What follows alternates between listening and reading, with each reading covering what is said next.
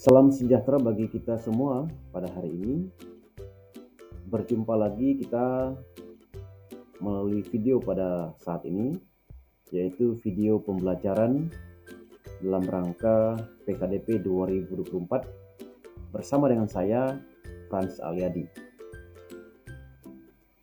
Doa dan harapan saya, kita semua mengalami berkat dan anugerah Tuhan dan diberi kesehatan, kekuatan oleh Tuhan yang Maha Kuasa, sehingga kita boleh terus-menerus dapat melakukan semua kegiatan kita, aktivitas kita sehari-hari, dan kita tetap memiliki semangat dalam mengerjakan segala sesuatu yang telah kita dapatkan.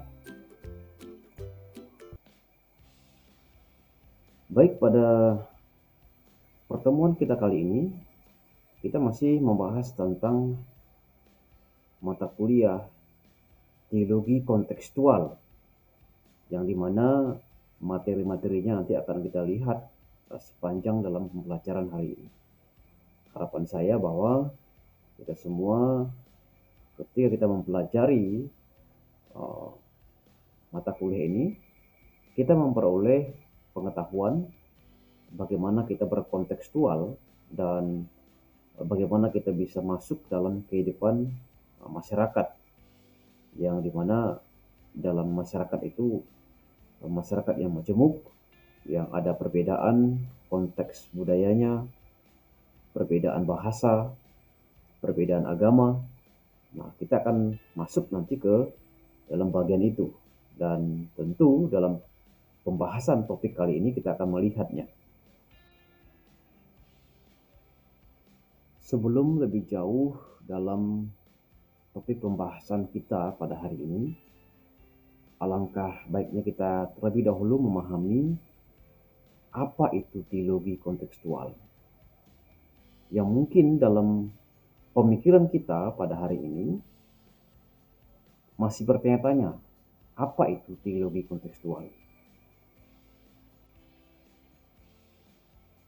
Teologi kontekstual adalah sebuah refleksi iman manusia atau seseorang tentang Allah, yang tentunya itu bertolak dari Alkitab atau kitab suci, dan juga tradisi gereja sesuai dengan budaya setempat.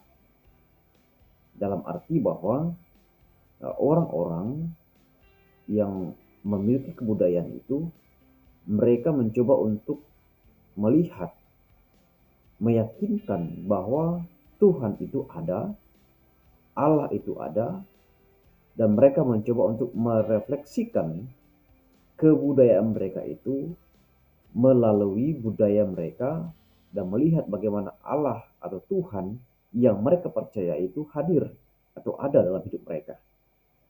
Seperti contoh, gambar di samping ini adalah gereja Dayak Borneo yang ada di Kalimantan Barat. Jadi umat di sini atau jemaat di sini mencoba untuk merefleksikan iman mereka dengan desain-desain yang ada. Di sini ada desain motif dari suku Dayak itu sendiri. Nah, inilah mereka mencoba untuk merefleksikan iman mereka dengan budaya yang memiliki nilai-nilai yang positif, dan sehingga mereka meyakini bahwa Tuhan atau Allah itu ada di dalam diri mereka, dalam hidup mereka, dalam suku mereka, dan mereka refleksikan di dalam kehidupan mereka sebagai umat Tuhan, dalam mereka mempercayai bahwa Tuhan itu ada di situ.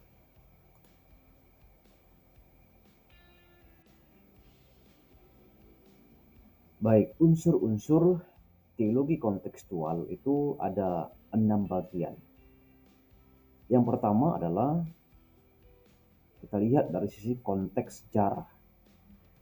Yang kedua, konteks sosial. Yang ketiga, konteks budaya. Yang keempat, konteks politik. Yang kelima, konteks bahasa. Dan yang keenam, konteks ekonomi. Inilah unsur-unsur teologi kontekstual yang nantinya kita akan bahas, yang akan kita pelajari secara bersama-sama dalam pembelajaran hari ini. Yang pertama, konteks sejarah. Dalam konteks sejarah mencakup waktu, tempat, dan situasi sejarah yang mempengaruhi pemahaman dan praktik agama di masa kini.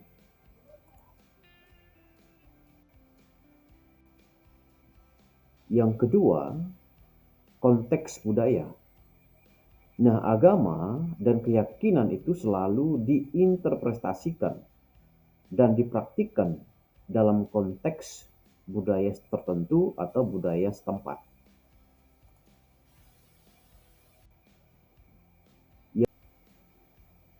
Yang ketiga, konteks sosial. Agama dan keyakinan juga dipengaruhi oleh konteks sosial, di mana mereka ditemukan termasuk dalam struktur sosial dan dalam kehidupan perbedaan gender. Nah, inilah yang mempengaruhi konteks sosial.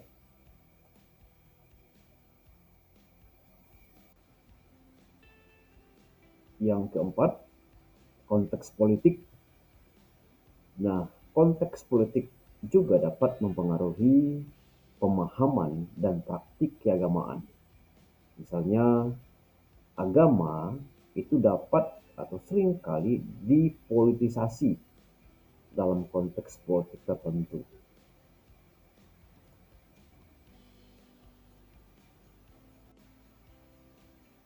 Yang kelima, konteks bahasa. Bahasa memainkan peranan penting dalam interpretasi agama dan keyakinan.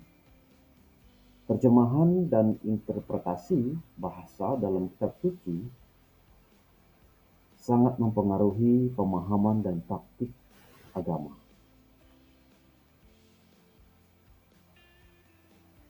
Yang keenam, konteks ekonomi. Konteks ekonomi juga dapat mempengaruhi cara keagamaan dijalankan. Misalnya, ekonomi yang sulit dapat mempengaruhi cara seseorang dalam menjalankan keagamaannya yang dia anut, yang dilakukan tiap-tiap hari. Kesimpulan, dalam konteks teologi, penting untuk memahami unsur-unsur kontekstualisasi ini dalam mengembangkan dan mempraktikkan ajaran agama. Nah, hal ini dapat membantu dalam memahami perbedaan dan persamaan antara agama-agama, serta dapat menghargai dan menghormati keberagaman kepercayaan yang ada di masyarakat.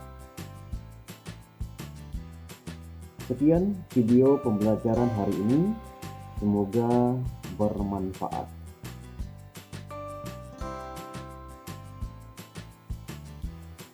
Terima kasih, Tuhan memberkati. Shalom.